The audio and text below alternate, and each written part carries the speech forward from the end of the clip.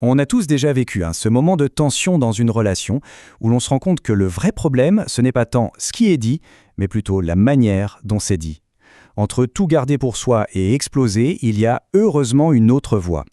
Et voilà la question centrale, c'est vraiment le cœur de ce qu'on va explorer aujourd'hui. Parce que cette question, elle nous amène directement à deux façons de communiquer qui sont mais alors radicalement opposées. L'agressivité et l'assertivité. Allez, on plonge dans le vif du sujet. On va commencer par examiner ce qu'on connaît tous, un peu trop bien parfois, l'agressivité, cette source si fréquente de conflits. Bon, la définition est assez claire. L'agressivité, c'est quand on cherche à faire plier l'autre, à imposer sa volonté. Et attention, ce n'est pas toujours des cris ou de la brutalité.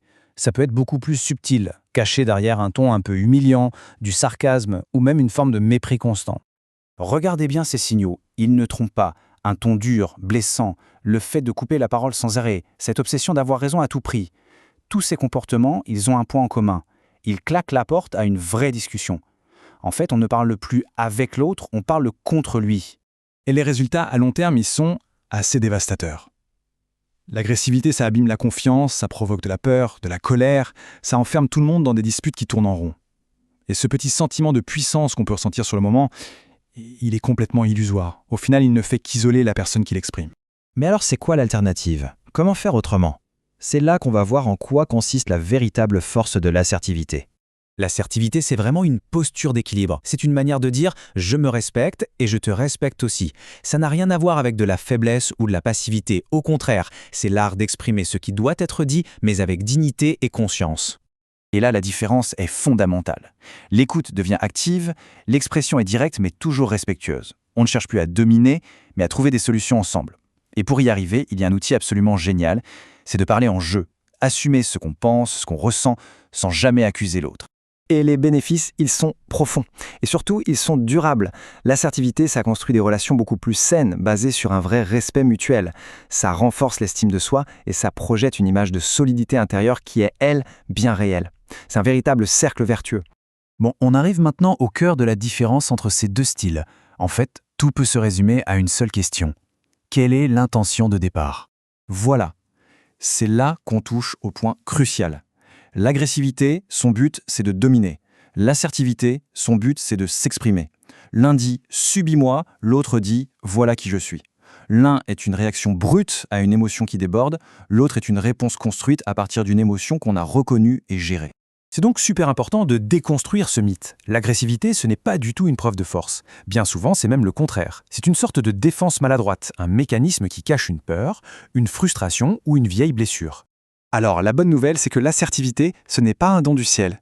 C'est une compétence. Et ça s'apprend. Voyons un peu les étapes concrètes pour faire ce changement. Le processus, il demande d'être un peu plus conscient de ce qui se passe. L'idée, c'est de créer un petit espace entre l'émotion et la réaction. D'abord, on ralentit. Ensuite, on essaye de mettre un nom sur ce qu'on ressent. On sépare bien la personne du comportement qui nous pose problème.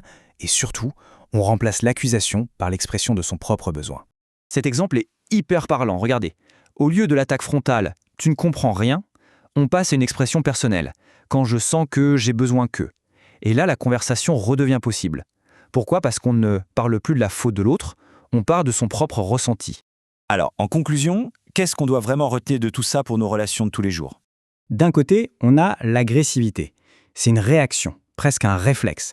C'est le court-circuit de la pensée, une réponse automatique, brute, souvent inconsciente, à quelque chose qui nous déstabilise. Et de l'autre, il y a l'assertivité. Ça, ce n'est pas un réflexe. C'est un choix. Le choix conscient de répondre plutôt que de réagir. C'est une compétence, un muscle mental qu'on peut développer et renforcer avec de la pratique. Finalement, le but caché de l'agressivité est assez simple. C'est de clore le débat. C'est d'imposer le silence par la force, d'intimider l'autre pour qu'il n'y a plus de place pour la discussion. L'objectif de l'assertivité est tout l'inverse. Il ne s'agit pas de fermer la porte, mais de l'ouvrir, de créer un espace où on se sent en sécurité, où on peut se comprendre et où, enfin, on peut vraiment s'entendre. Et c'est sur cette pensée qu'on va se quitter. La véritable force dans nos relations, elle ne se trouve pas dans notre capacité à dominer l'autre, mais bien dans l'art de s'exprimer avec respect et intégrité. Voilà une idée à méditer pour construire des liens plus solides et surtout plus sains.